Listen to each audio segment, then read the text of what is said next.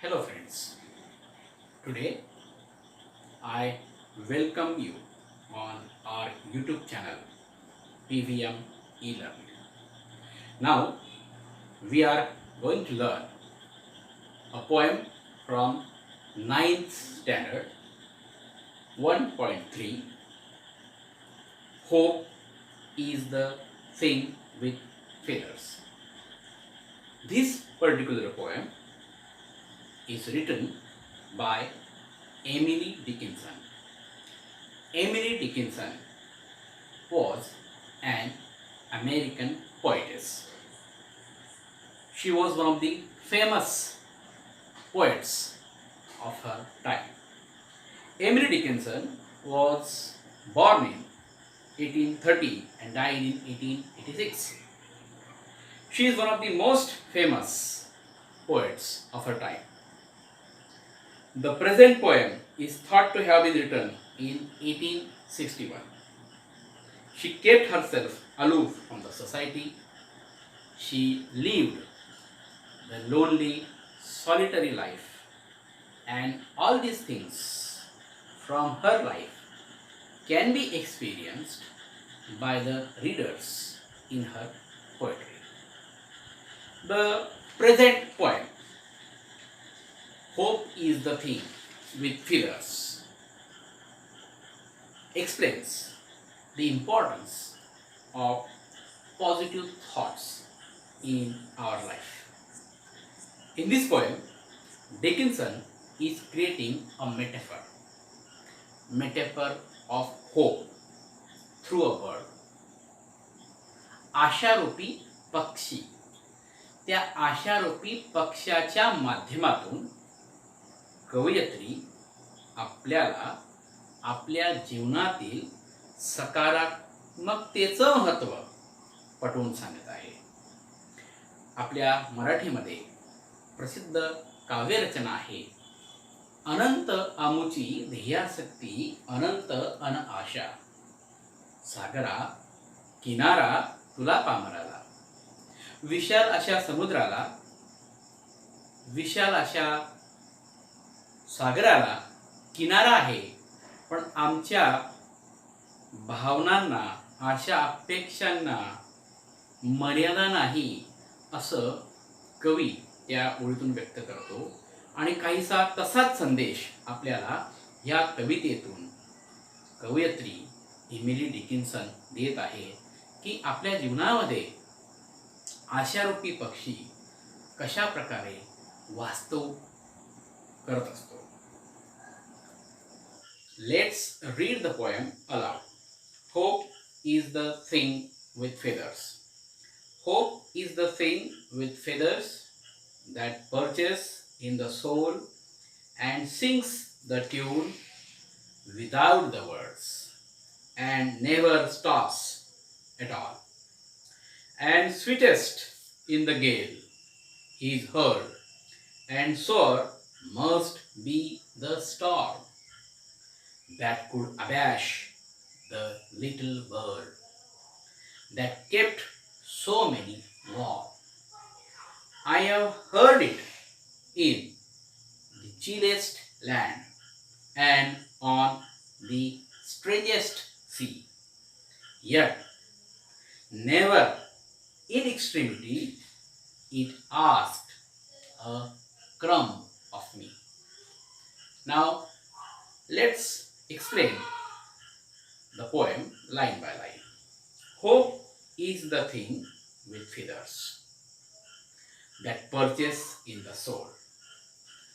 The meaning of the word perch, to stay, राहणे किंवा विसावणे. आशारूपी पक्षी आपल्या जीवनामध्ये कशा प्रकारे काम करतो याचं महत्त्व कवी या ठिकाणी स्पष्ट करीत आहे. एखादा पक्षी जसा फांदीवर विसावतो तसाच हा आशारूपी पक्षी आपल्या मनामध्ये, आपल्या अंतरात्म्यामध्ये राहतो. सोल या शब्दाचा अर्थ या ठिकाणी आपण आत्मा न घेता मन, आपला अंतरात्मा असा घेऊया. आयुष्यभर तो पक्षी म्हणजे होप, आशा आपल्या सोबत राहतो आणि आपल्या जीवनामध्ये सकारात्मकता म्हणजे पॉझिटिव्हिटी निर्माण करतो. कठीण शब्द जो आहे या पहिल्या स्टांजामध्ये सोल, आत्मा, मन, फिदर पंख, परचेस स्टिंग किंवा विसावणे. हा पक्षी मधुर गीत गुणगुणतो. ते गीत आपल्याला जीवनात नेहमी हवंसं वाटतं. का? कारण आपल्या जीवनामध्ये प्रत्येकाला सकारात्मक ऊर्जेची गरज असते. आशा महत्त्वाचा घटक आपल्या जीवनात असतो आणि या आशेवरच आपलं पुढील जीवन हे अवलंबून असतं. And sings the tune without the words and never stops at all. हा आशारूपी पक्षी कधी थांबत नाही. सतत पुढे चालत राहतो, सतत पुढे मार्गक्रमण करत राहतो. Now second stanza. And sweetest in the gale is heard, and sore must be the storm that could abash the little bird that kept so many warm. आपल्या जीवनामध्ये अनेक दुःखदायी वादळं येत असतात. आपण बऱ्याचदा जीवनामध्ये बेचैन होतो, अस्वस्थ होतो, नाराज होतो. अशा प्रसंगी आपण जर सकारात्मक विचार ठेवले तर आपण भविष्यात नक्कीच यशस्वी होऊ, असं कवयित्रीला म्हणायचं आहे. म्हणून कवी म्हणते की हा आशारूपी पक्षी जे गाणं गातो, जी ट्यून गुणगुणतो, ती तुम्ही नक्की ऐका, वेगवेगळ्या प्रसंगात ऐका. तुमच्या जीवनामध्ये नक्कीच बदल घडेल असं कवीला वाटतं. याच्यात एक ओळ आहे, that kept so many warm. याचा अर्थ आहे दॅट प्रोव्हाइड कम्फर्ट. म्हणजे तो आशारूपी पक्षी आपल्याला आपल्या जीवनामध्ये दिलासा देतो, कम्फर्ट देतो. आपल्या दुःखावर फुंकर घालण्याचं काम तो पक्षी करतो. That bird is very important in our life. I have heard it in the chilliest land and on the strangest sea. कवी पुढे असं म्हणते की हा जो पक्षी आहे, या पक्ष्याचं गाणं मी कोणत्याही प्रसंगी ऐकण्याला प्राधान्य देते. मग तो प्रसंग असेल की अनोळखी जागा असेल, अनोळखी समुद्र असेल, जीवनातील अत्यंत वाईट ती वर्स्ट कंडिशन्स असतील, त्या कंडिशन्समध्ये सुद्धा मी त्या पक्ष्याचं गाणं, उमेद असलेला पक्षी, आशा अपेक्षा असलेला पक्षी, त्या उमेदरूपी पक्षाचं गाणं ऐकण्यास कवयित्री सतत तयार असते. आणि ते गाणं ऐकल्याने जीवनामध्ये कवयित्रीला सकारात्मक ऊर्जा मिळते आणि ती ऊर्जा त्यांना पुढे मार्गक्रमण करण्यास मदत करत असते. And sweetest in the gale is heard, and sore must be the storm that could abash the little bird that kept so many warm. जेव्हा वाईट प्रसंगाचा सामना करावा लागतो तेव्हा ही आशादायी धून आपल्याला मधुर वाटते. कोणती आशादायी धून? आशारूपी पक्षी जे गाणं गुणगुणतो, त्या गाण्याची धून आपल्याला जीवनामध्ये हवीशी वाटते, आपल्याला कम्फर्ट देते. सोर मस्ट बी द स्टॉर्म. जी वादळ आहे ती प्रचंड दुःखदायी असतात. जीवनातील वादळ प्रचंड दुःखदायी आणि यातना देणारी असतात. पण हा आशारूपी पक्षी आपल्याला सतत सकारात्मक ऊर्जा प्रदान करत असतो. प्रतिकूल परिस्थितीमध्ये आपल्याला सतत हा पक्षी मदत करत असतो. Hope is not defeated easily. That is what Emily Dickinson wants to state here. काहीतरी चांगलं घडेल, रात्रीच्या गर्भात असे उद्याचा उषःकाल, ह्या वाक्यावर कवी आश्वासक आहे.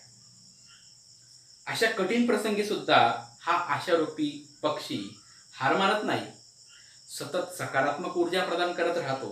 आशारूपी पक्षी घाबरून तर नक्की जातो, पण निराश होत नाही, डगमगत नाही, हार मात्र नक्कीच मानत नाही. कीप्स सो मेनी वॉर्म, याचा अर्थ म्हटलेला आहे इट गिव्स अस करेज. ते आपल्याला काय देतात? करेज, धैर्य देतात, हिंमत देतात, हौसला अफजाई करतात. शेवटच्या स्टांजात म्हटलेलं आहे strangest sea, I have heard it in the chillest land and on the strangest sea. Chillest land आणि स्ट्रेंजेस्ट सी. जीवनातील चढउतार, जीवनात अनेक गोष्टी अतर्क्य असतात की ज्याचा आपण तर्क लावू शकत नाही. जीवनात अनेक वादळ येतात. चिलेस्ट लँड म्हणजे अनेक वादळी प्रदेशांमधून आपण जात असतो. आता हे वादळी प्रदेश म्हणजे जीवनात आलेले संकट. एक्स्ट्रीमिटी, वर्स्ट कंडिशन, आपल्या जीवनात आलेली वाईट परिस्थिती. आणि याही परिस्थितीमध्ये आशारूपी पक्षी माझ्याकडून काहीही मागत नाही. म्हणजे it never in extremity it asked a crumb of me. Crumb, छोटासा तुकडा, छोटासा भाग. There is no expectation at all. तुमच्याकडून कोणतीही अपेक्षा हा पक्षी करत नाही. हा आशारूपी पक्षी तुम्हाला जीवनामध्ये सकारात्मक ऊर्जा प्रदान करतो, पण तुमच्याकडून काहीही अपेक्षा करत नाही. I have heard it in the chillest land and on the strangest sea yet. तरी सुद्धा नेव्हर, कधीच नाही, never in extremity it asked a crumb of me. आणि एवढी मदत करून सुद्धा माझ्याकडून हा पक्षी काहीही मागत नाही. In this poem, the poet has used personification. Personification means inanimate things are treated as animate ones. Here, the poet is using the personification for the bird. Hope is the thing with feather. I hope you understood the meaning of this poem. Do solve the exercises on page number 15 and 16 as well. Dear friends, you are watching our videos continuously. The teachers are posting their videos, but do remember to subscribe our channel.